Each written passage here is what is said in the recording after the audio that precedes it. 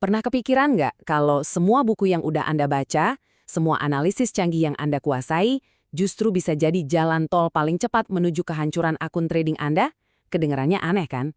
Nah, justru itulah jebakan maut yang akan kita bongkar sama-sama kali ini. Yap, Anda nggak salah baca. Ini bukan cuma kutipan iseng, tapi ini kenyataan pahit di pasar. Ini tuh jebakan psikologis di mana ilmu yang harusnya jadi tameng, malah berbalik jadi pedang yang menusuk kita dari belakang. Yuk kita gali lebih dalam, kenapa bisa begitu? Gampang banget emang nyalahin pasar yang lagi nggak jelas atau strategi yang katanya udah basi. Tapi gimana kalau musuh yang sebenarnya itu bukan sesuatu yang bisa Anda lihat di grafik? Gimana kalau musuh itu justru lagi natap balik Anda dari cermin? Betul, kita lagi ngomongin soal overconfidence. Oke, disinilah kita masuk ke jantung permasalahannya. Buat trader yang merasa pintar, musuh terbesarnya itu bukan market, tapi egonya sendiri. Coba kita lihat gimana aset terbesar Anda, yaitu rasa percaya diri, justru bisa berbalik jadi beban yang paling berat. Kita semua kan mulai dengan semangat 45 buat belajar. Baca buku, ikut webinar, nyobain indikator baru, rasanya kayak lagi ngumpulin senjata super. Tapi ada satu titik di mana semuanya jadi bahaya.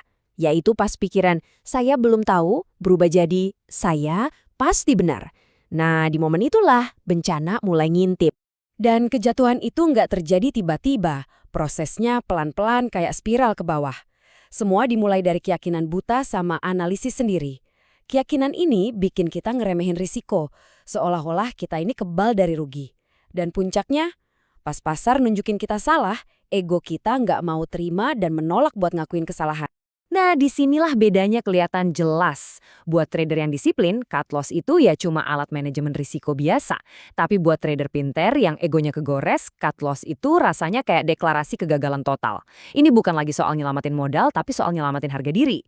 Dan biasanya harga buat nyelamatin ego itu ya seluruh isi akun Anda. Sekarang kita geser sedikit ya. Kita lihat gimana ego ini kalau diadu sama kenyataan yang brutal dan nggak pandang bulu, yaitu pasar itu sendiri. Karena di arena ini, sepintar apapun Anda, itu nggak ada artinya kalau nggak diimbangi dengan kerendahan hati. Ini nih, kebenaran pahit yang harus kita terima. Pasar itu buta. Pasar nggak peduli gelar Anda apa, berapa ratus buku yang udah Anda baca, atau sekeren apa analisis Anda.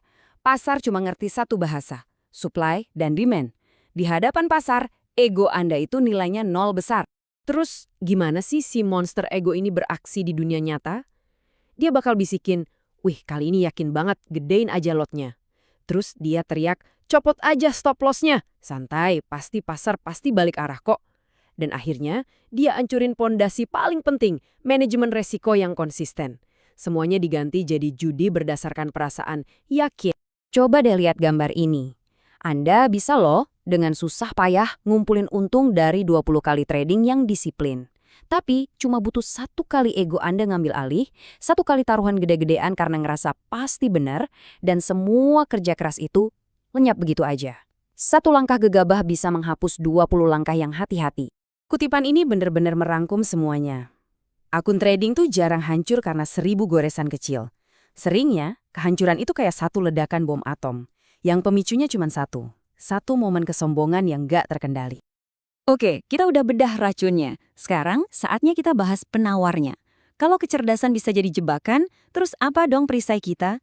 Jawabannya bukan strategi yang lebih rumit, tapi sesuatu yang kedengarannya jauh lebih ngebosenin, tapi jauh lebih ampuh. Disiplin. Tolong ingat ini baik-baik ya. Trading itu lari maraton, bukan lari sprint. Pemenang jangka panjangnya itu bukan si jenius yang sok jadi peramal, yang nebak-nebak tiap belokan pasar. Pemenangnya justru si pelari maraton yang membosankan, yang setiap hari, tanpa kecuali, patuh sama rencana trading dan aturan manajemen risikonya. Coba lihat bedanya. Di satu sisi ada si jenius.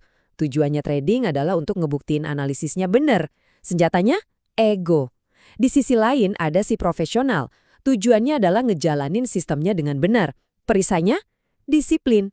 Yang satu main buat kepuasan ego sesaat, yang satunya lagi main untuk bisa bertahan besok.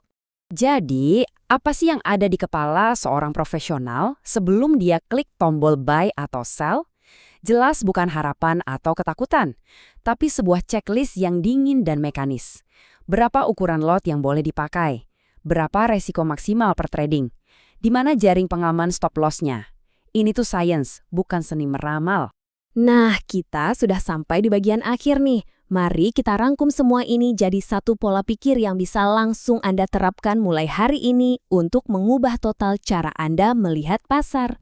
Kalau Anda cuma boleh bawa pulang satu pelajaran dari sini, semoga ini dia pelajarannya. Punya sistem, lalu percayai sistem itu lebih dari Anda percaya pada ego Anda. Pasar itu bisa dan akan membuktikan analis paling jenius sekalipun bisa salah. Tapi sistem yang kuat, yang dijalankan dengan disiplin baja, itulah yang akan membuat Anda tetap bertahan saat yang lain udah pada tumbang. Jadi, sebagai penutup, saya tinggalkan Anda dengan satu pertanyaan untuk direnungkan. Nanti pas Anda lihat hasil trading Anda yang mungkin kurang memuaskan, coba jujur sama diri sendiri deh. Masalahnya itu beneran di analisis Anda yang kurang tajam, atau jangan-jangan di ego Anda yang terlalu besar? Jawabannya mungkin banget bisa mengubah cara Anda trading untuk selamanya.